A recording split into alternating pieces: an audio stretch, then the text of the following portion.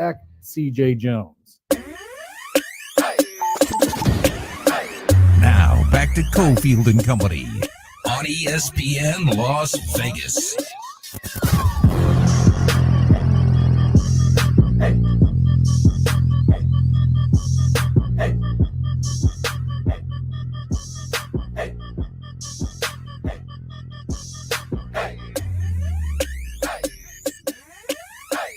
All right, back here on this Tuesday, just getting started off, hoping some big Raiders news comes in today, or maybe we're not.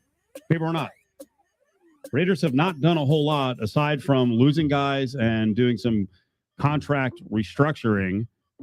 And we just told you, one of the guys over at PFF, George Cheruri, said, if I were a fan of a team that didn't spend an FA today, free agency today, I'd be very happy. That was yesterday at 5:30.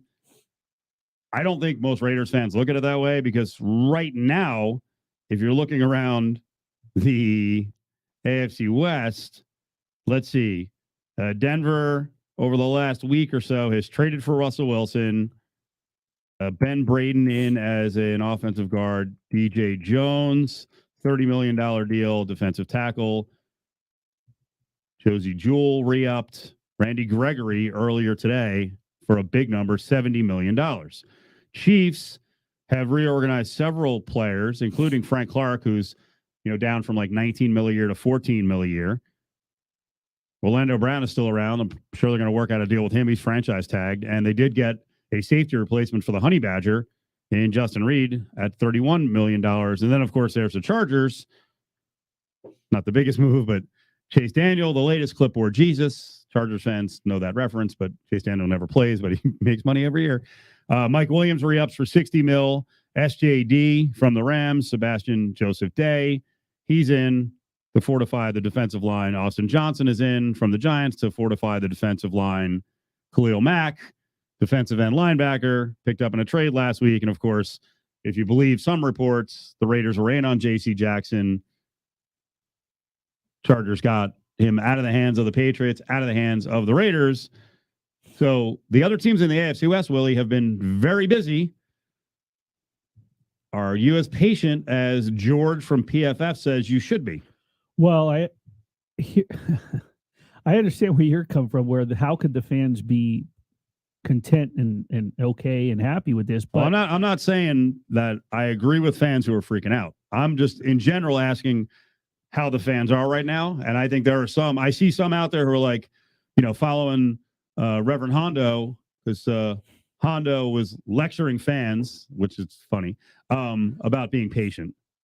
Things are going to come. And then there's the other side. You've got fans, bloggers who are freaking out like, what's going on? We have done nothing. The only thing that stands out is as much as we've seen from this division.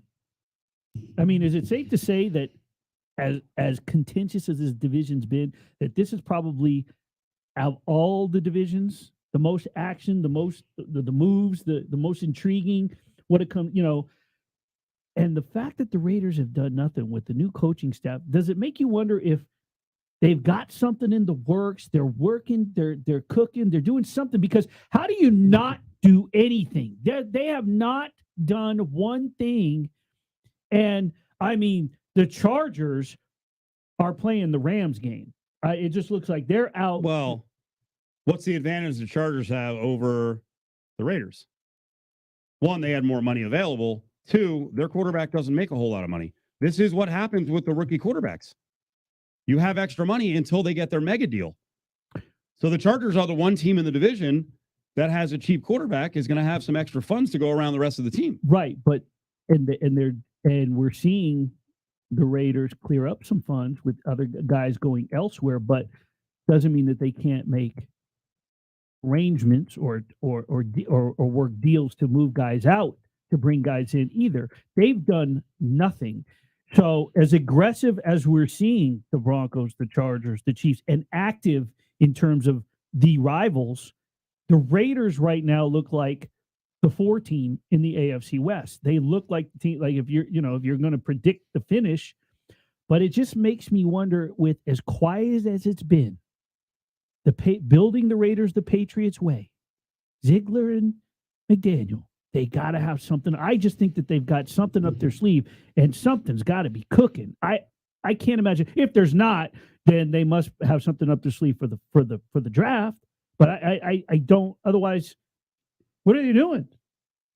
That's the big question. It's like, what are you doing? Well, I'm with the PFF guy in that I think there's a middle class and then a bargain area in free agency where the Raiders can reside and do really well.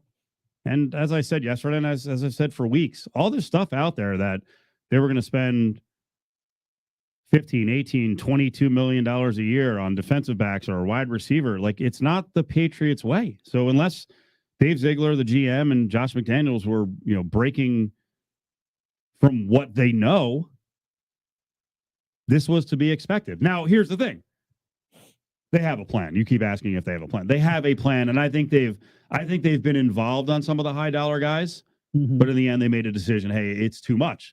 I think they have a plan for that middle class area, that mid-level free agent, but then do you get to a point where maybe you've overplayed that and then you whiff on some of those? I mean, this was an interesting one with Josh Jacobs and Kenyon Drake on the roster. Apparently they were toe-to-toe with the Patriots on James White, the running back, third down pass catching running back. That should suggest something, right? That should absolutely suggest something that I don't think both Drake and Jacobs are in the plans. I don't think both are in the plans. If you're trying to get more depth at running back, I know who I think is more than likely in the plans, and who personally, not that I know anything, but who I think that they'd rather deal or let go, and who would stay in the plans. I believe Drake is in the plans and Jacobs is expendable in their mind. He's younger. Maybe they feel he could get value, but I think playing wise, experience wise, and what he can provide based off that, the sample size they saw when Drake needed to step up and play that role out of the backfield. I think Drake is the guy that they're